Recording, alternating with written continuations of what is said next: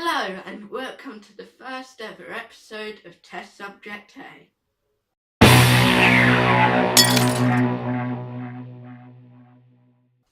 In this series, I'll be talking to you about maths, science, space and whatever else I feel like talking about, all with some practical experiments. Fire and explosions. In this first episode, I thought we'd go a bit Christmassy and start with Christmas pudding, something which combines two of my favourite things, food and fire. So a little bit of history about the Christmas pudding. Oliver Cromwell banned Christmas pudding as he felt the act of setting it on fire was a tradition with its roots in paganism. The kind of Christmas pudding we would recognise today was brought over from Germany by George I in 1714. Before this, Christmas pudding had meat and herbs and other things. It was also steamed in a bag, which means its shape was quite different. So let's get to the good bit, the fire. Traditionally, Christmas pudding is soaked in brandy for Christmas Day. Then, after Christmas dinner, someone who should never be trusted with fire, usually the father of the family, is given a match or a lighter and asked to set fire to, and then carry in, a burning ball of alcohol-infused pudding in the dark and put it on a table full of combustible items surrounded by flammable family members. I do love Christmas traditions. This seems like a good time to introduce you to my glamorous assistant, Test Subject A. Lights.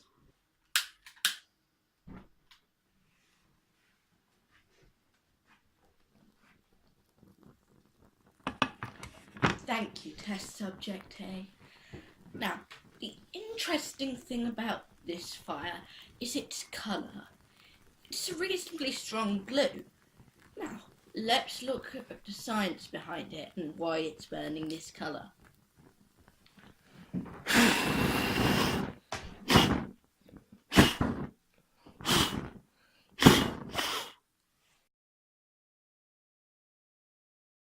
The first question to ask is, what is burning? Now you're probably all thinking that's easy. It's the brandy. Of course you're wrong, but you're sort of wrong. It isn't the brandy itself which burns, it's the alcohol vapours which burn.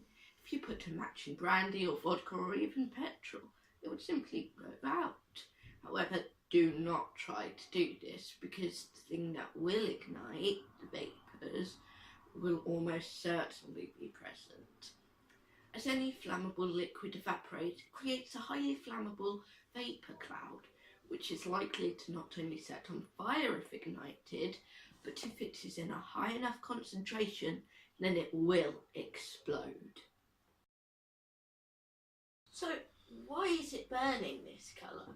The simple answer is chemistry. The chemical makeup of any substance is what makes it burn a particular colour. I'm sure you are all dying to know, what does the chemical compound of brandy look like? This is a question which I am sure you ask yourself every Christmas when pouring it over the pudding. Well, wonder no more. We have one oxygen atom. We have two carbon atoms, and we have 6 hydrogen atoms.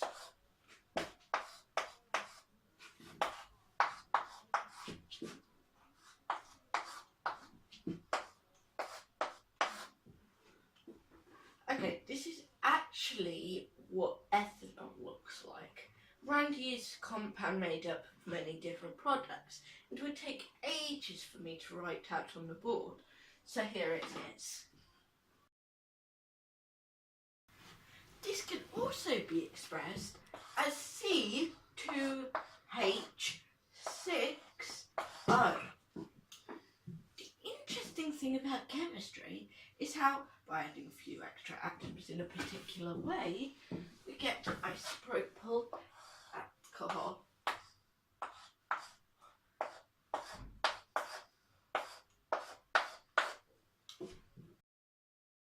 Or butanol.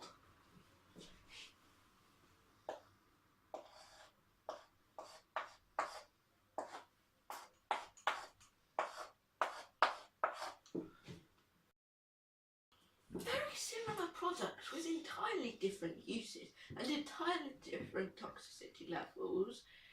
Generally, it's a bad idea to drink butanol. By burning different chemicals, we can get different colours. Let's go to my outdoor lab. Welcome to my outdoor lab, otherwise known as my garden.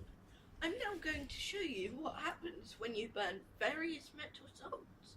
To do this, I will need the help of my glamorous assistant, test subject A. So, the first thing we need to do is put a small amount of each substance in a dish. Copper chloride, strontium chloride, and potassium chloride. Now we need to pour some ethanol over each of the salts and allow the ethanol to evaporate a little, as it's the vapours which burn. Test subject A is using the highly scientific method of a straw to pour the ethanol onto the salts.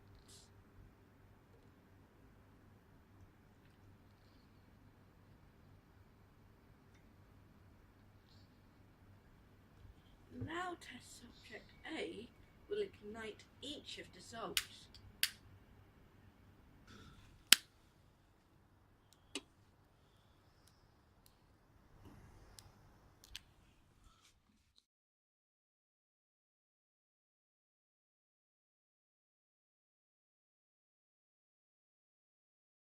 As you can see, the copper chloride is becoming a very emerald green. The strontium chloride is becoming a dark red. And the potassium chloride is a bluish purple. Now that we have seen what each substance does when burnt, let's try and make our Christmas pudding more exciting. First, we cover it with ethanol. Then now we sprinkle a little of each substance over the pudding. Copper chloride.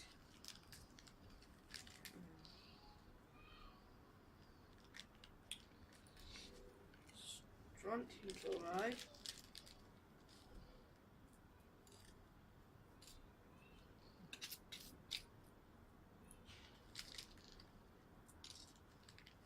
To finish off, potassium chloride.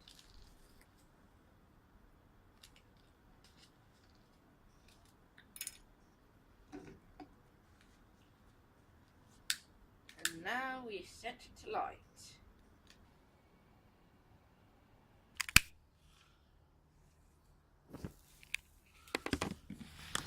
See, far more interesting than a boring blue flame. The copper chloride is burning an emerald green. The strontium chloride is burning a deep red. And the potassium chloride is burning a purpley blue.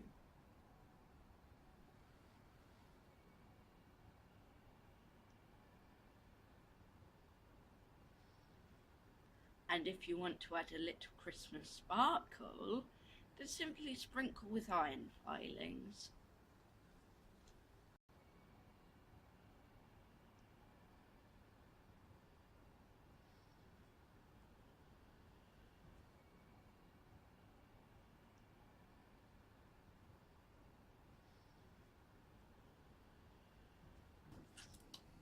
And now, of course, it's time to cut the pudding. Test subject A.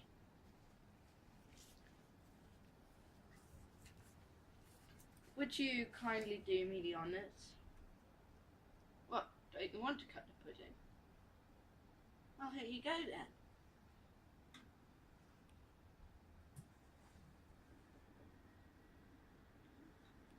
Oh, I see. Well then, I'll just wait over there. Thank you.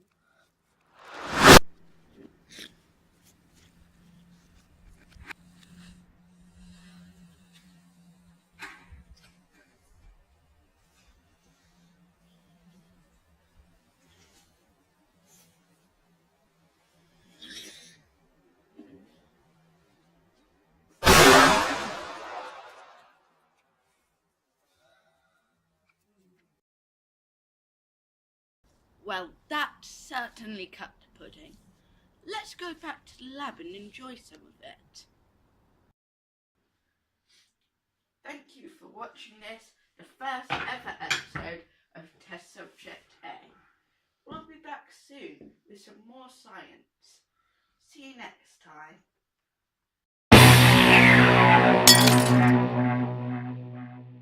Whatever you do, do not eat the Christmas pudding after you've covered it with ethanol and other toxic substances.